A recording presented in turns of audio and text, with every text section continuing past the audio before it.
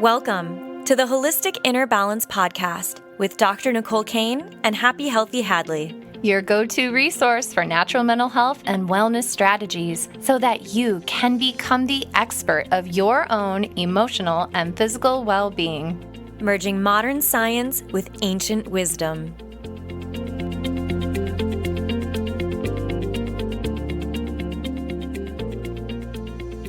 Hello and welcome back to our podcast. We're going to be talking today about travel tips, Ayurveda travel tips, as well as just travel tips that we've kind of picked up throughout our years of travel. And you travel a lot. I do travel a lot. For those of you who don't know, I just got back from living in around Europe for the past 8 months. So I was in Croatia and Montenegro and Barcelona and traveling around throughout that. And I love travel. Travel is like my favorite thing. However, it is sometimes really hard on our bodies. Right? Yes. Especially flying and shifting time zones so rapidly, so much more rapidly than humans have ever done before. And so we're gonna talk about that today.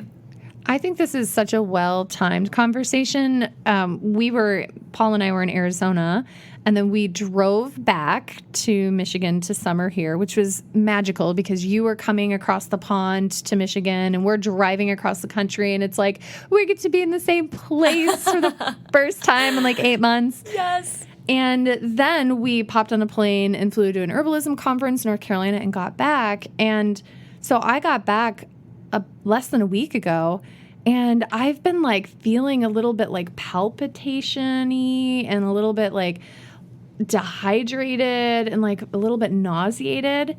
And so this conversation I think is really great. And Hadlee has diagnosed why I feel the way I feel and what's going on. And I'm not going to tell you because I think you guys will figure it out. And so we're going to be talking about some of your amazing travel tips and the things that you need to know. I have a beautiful friend who's in Croatia right now. And so as you and I were setting up this conversation, I was asking you for some hacks for her in Croatia. So for you, dear sister, who just flew across the world, this conversation is for you. You can feel better. And for all of you who are excited to do some traveling, who have traveling planned, like you need to listen to this conversation with my girl Hadlee here so that you can have the happiest, most balanced vacation possible. Yeah, because we want to feel great on vacation, right? Yeah. Like vacation time is time for us to relax, to unwind, or maybe to do something fun that we've been dreaming of doing for so long. It is not a time to be feeling crappy and then getting grumpy and, all of the things. Yes. Or, having anxiety. You don't want to have all of these things when you're on vacation, right? So that's why I have had to come up with these different things by necessity because I have traveled so much. And, you maybe can do it for a week where you're like, oh, I don't need to do the travel hacks. But when you do it as much as I do, you do. And I promise that these things will make you have a more enjoyable experience on your next vacation. So one of the things you teach on is the 3 doshas. Mm-hmm. And there is one dosha that you express that tends to go out of balance a little bit more frequently when we do a lot of traveling. Totally. So I was wondering if you could introduce us to that. Yes. Yeah. So this is also the dosha that is easiest to get out of balance all the time. And most of us have at least a little bit of imbalance in this. And that is, I want you to think about it, guess it before I say it. And now it's Vata. So Vata is the elements of Vata are air and ether.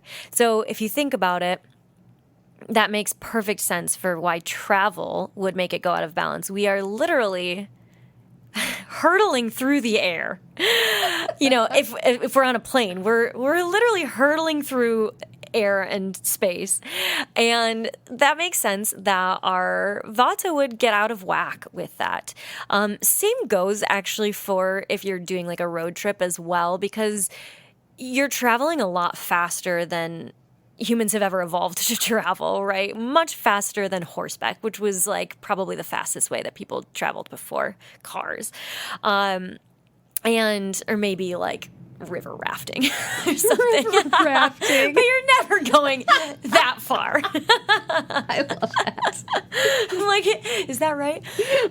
Yes, and yes. So vata is going to get out of balance, but we can bring it back into balance with some of these different hacks, these life hacks. And so the thing about vata is, what can happen is, and you maybe have experienced this, where you're like, okay, you fly to another place, maybe it's a few hours away, maybe it's like a lot of hours away, and you find that you're like constipated for a couple days sometimes, or maybe just a day, but that can make us feel really like, ugh, not being able to eliminate the waste and the toxins that are built up in our bodies is not a pleasant experience. It's the worst. It's the thing worst. ever. It's the worst. Yeah.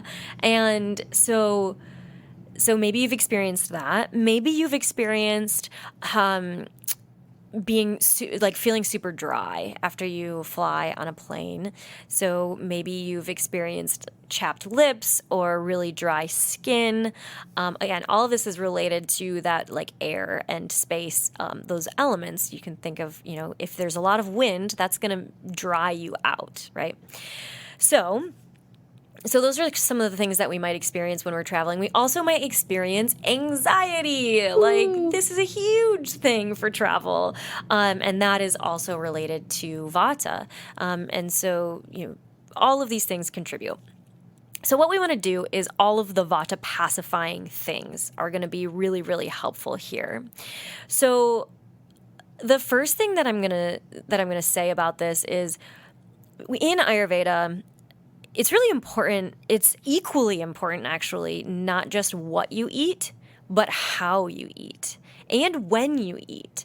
So, we get obsessed with like the types of foods that we like need to be eating or whatever. But really, Ayurveda is like, well, actually, if you eat in the right environment at the right time, you're going to be able to digest things a lot better, and you're going to be able to assimilate the nutrients from those things that you're eating, even if it's something that's maybe not like the quote unquote perfect food. There is no perfect food.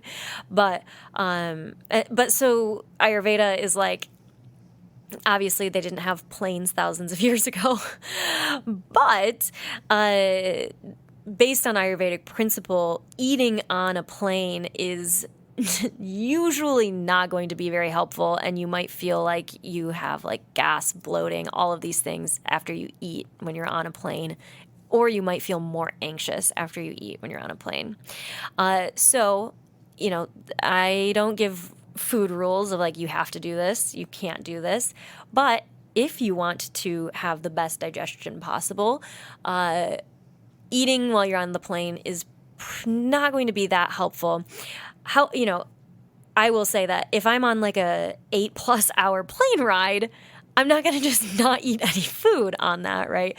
Unless I'm sleeping the whole time, which usually doesn't happen because vata also has a hard time sleeping, right? So I will eat when I'm on a plane. I usually will take a digestive enzyme before I have that meal, in order to be able to, get my digestive juices flowing and everything, so that I can digest it a little bit easier and not just like have all of that gas and bloating and all of that kind of thing, burping, all of the air that's stuck in your digestive tract from the vata. So taking a digestive enzyme can be really helpful. And you want to talk a little bit about what kinds of digestive enzymes we should like look for? Yeah, when you're looking at enzymes, you want to look at ingredients on the enzymes, because not all are created equal. And so, I was asking Hadlee about temperatures, and so Vata, you want something that is moistening, right? Yep. Moistening, and you want something warming. Yes. Because Vata's cold and dry, right? Yes. So think warm and wet. So I need something warm and wet, like a steam room, a hot steam room. Exactly. So you want the equivalent of a hot steam room in an enzyme. Right. Okay. Exactly. So there's wonderful herbs that are in enzymes. Oftentimes we see gentian and scutellaria in enzymes, and those are both cooling and drying. Mm-hmm. So you want to avoid enzymes that have gentian and scutellaria.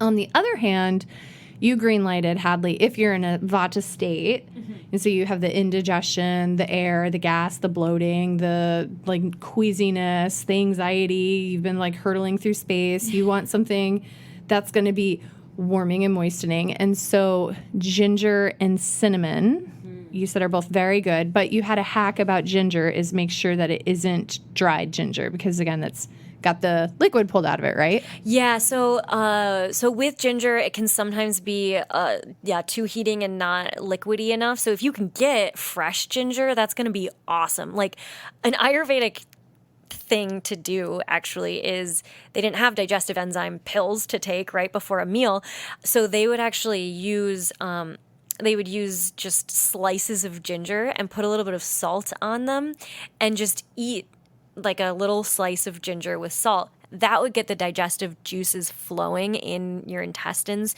before you ate your meal so that you were able to digest it a little bit better. Yeah. I like that too, adding the salt. There's so much, you and I've talked a lot, Hadlee, about nutrition and like all these rules, and then that can create these rigid patterns. Then research is like, oh no, we were actually wrong. The founder of the Atkins diet died of a heart attack, so we have to keep learning. And so sodium is one of those things that was really come down against, like low sodium Totally diet, demonized. Get the sodium out. Yeah, very demonized. Mm-hmm. And sodium's actually quite good for your adrenal glands. It's really good for your body. It's good for helping you create thirst and make enzymes. And so I love that. And like, who doesn't like the taste of salt? Right. Adding like a little sprig of salt. Mm-hmm. And so adding that to the ginger, that's a cool hack. One thing that they do give on airplanes a lot, and I was wondering what you do with this, Hadlee, is they will give you like bubble water or alcohol or just like cold water. Yeah. And in my mind, those are all like disastrous for Vata. So what do you ask for when you get a drink on a plane? Yeah, so I actually will just ask for room temperature water. Yeah. Sometimes they don't have room temperature water, so I usually will just I'll just like get the water and kind of wait for it to warm up a little bit if it's cold. But yeah, I usually just drink water. The last time I was on the plane, I was like, oh, what could I like kind of like switch around, and what could I make not like something that is going to be disastrous for my for my health. You could also just ask for warm water, mm-hmm. tea. Usually they only have black tea, which is also dehydrating, or like coffee. But you could just ask for, I think they give you the tea bag. If you're like, I don't want to be weird and I don't want to ask for just hot water because they're going to think I'm weird. I get that. Just ask for the tea and I think they'll give it to you just with the hot water and a bag, and you just don't have to drink the bag, or you can save it for later if you want to drink the black tea later. So that can be really helpful. Warm water is definitely going to be more helpful than cold water, because cold water just, your body has to warm it up before it like assimilates it into your whole body, and that takes a lot more effort, and it can be less hydrating, and it can also like dampen your Agni, your digestive fire is what it's called, and is Agni in Ayurveda, but it's your metabolism essentially, and so it can decrease that. So we don't want to do that. When we have lots of Vata going on, we want to be able to gently stoke the fire without it like blazing out of control, but in like a calm way that is that's like unctuous and oily. So let's say that I took the airplane over and it was an 8.5 hour flight, and now I find myself in a different country, in a different time zone, and I fasted during the flight because I just slept the whole time.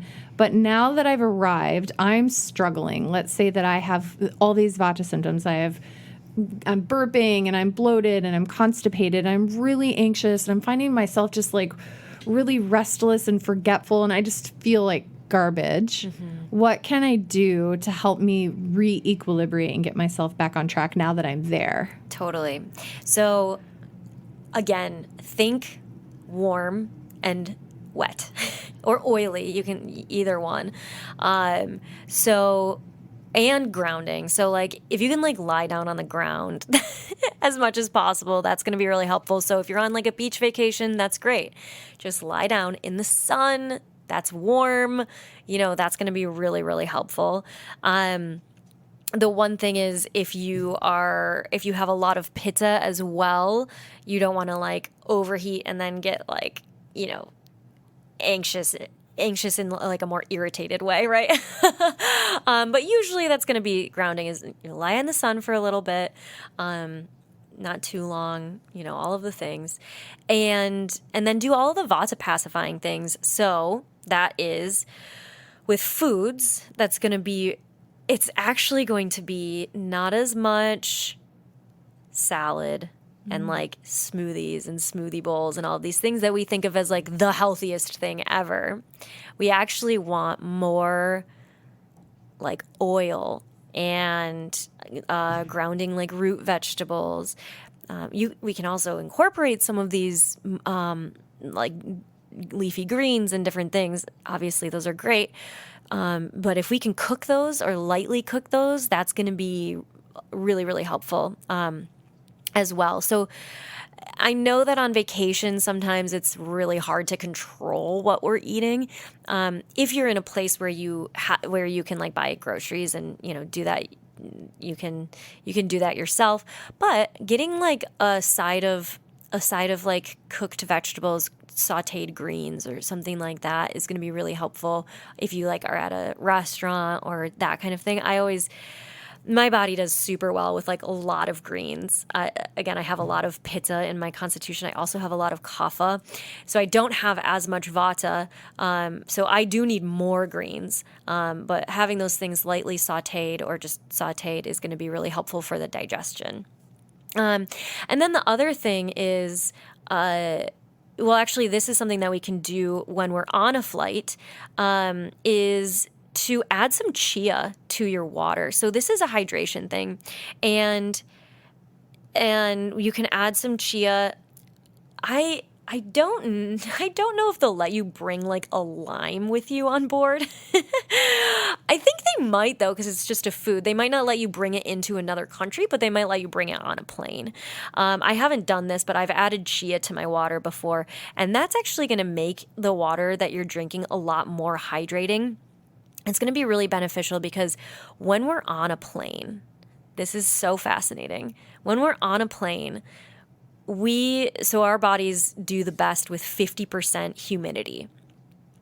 And so if you like look at your weather app, you can see like what's the percentage of humidity out right now. And when it's 100% humidity, you're miserable usually. And so 50% humidity is usually where we're like optimal. But planes are typically only 20% humidity. So not only are you hurtling through space, you're also just, in this super, super dry atmosphere. You're being turned into space ice cream. Right. It's like and it's cold. It's always cold on a plane too. It My is. hands and feet get so cold. Oh my gosh. So what we can do for that is we can add the chia to our water, and what I actually got this from is a book called Quench, actually, and they talk about how there was an indigenous group of people, I believe it was in South America, and they ran super long distances and did not have access to water during those treks.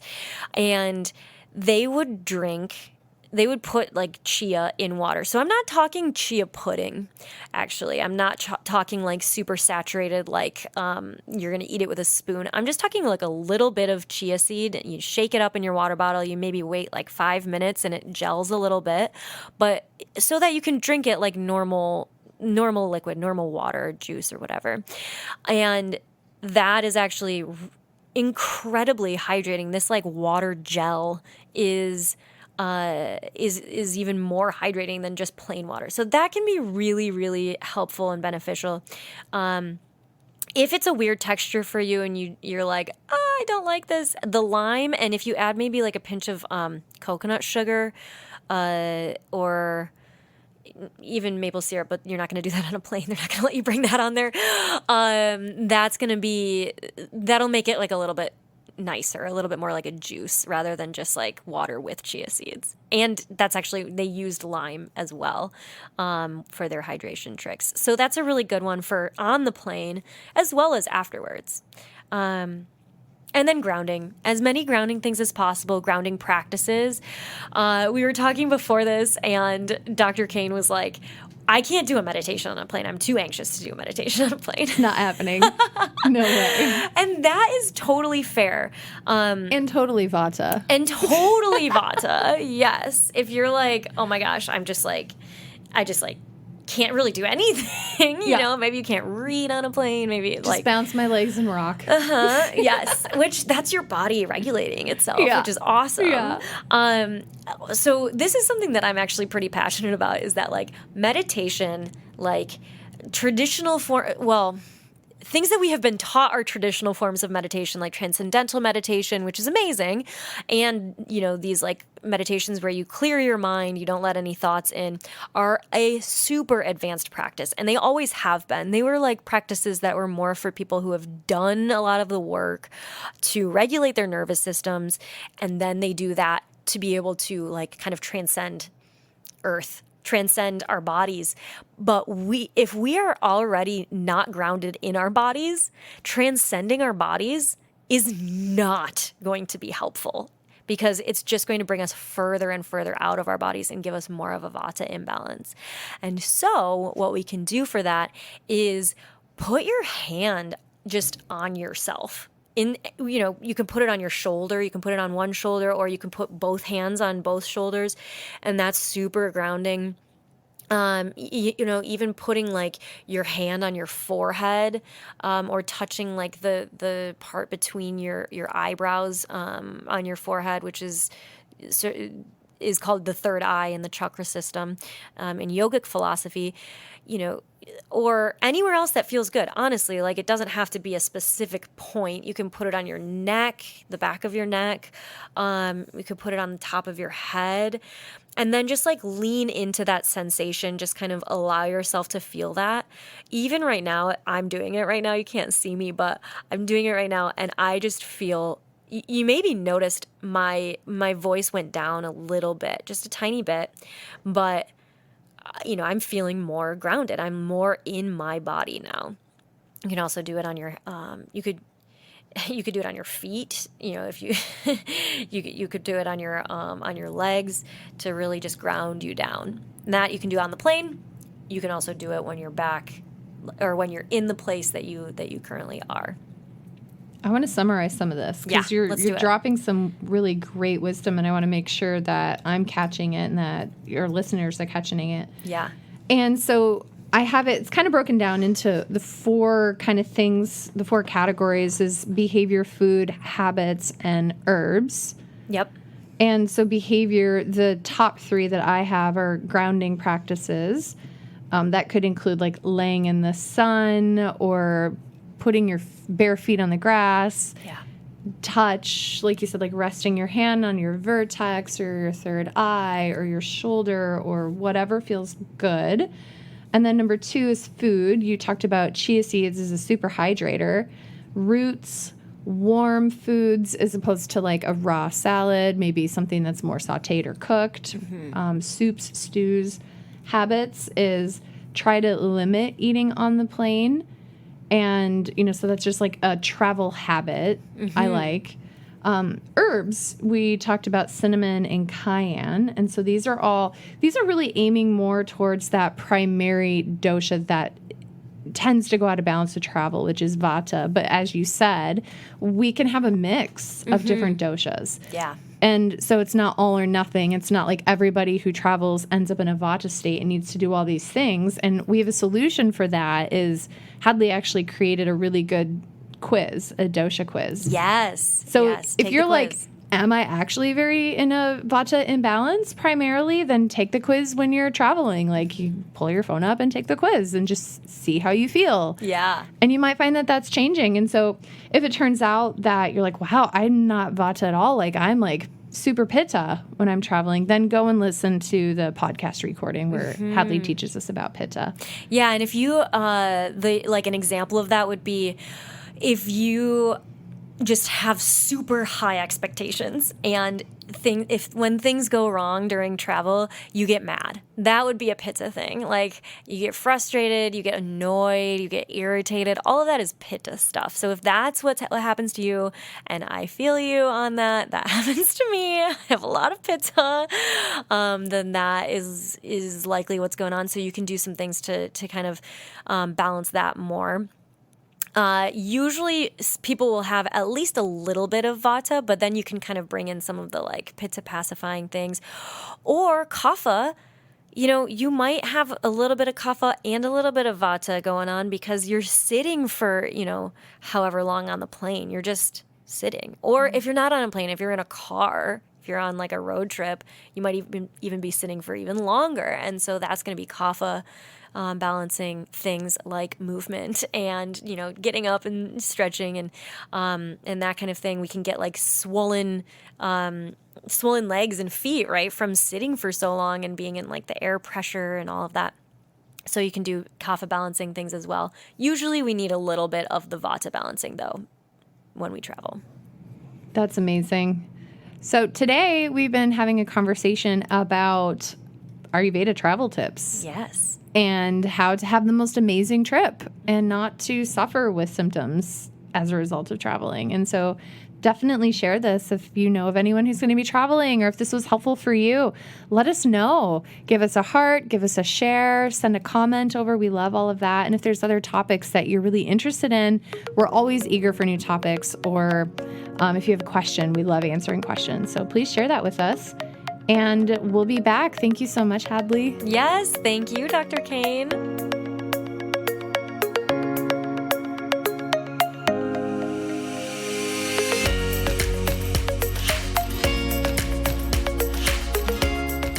The recording you just listened to consists of the personal opinions of Dr. Nicole Cain, a naturopathic doctor with a master's in clinical psychology, and Happy Healthy Hadlee, an Ayurveda expert with a master's in health behavior and health education.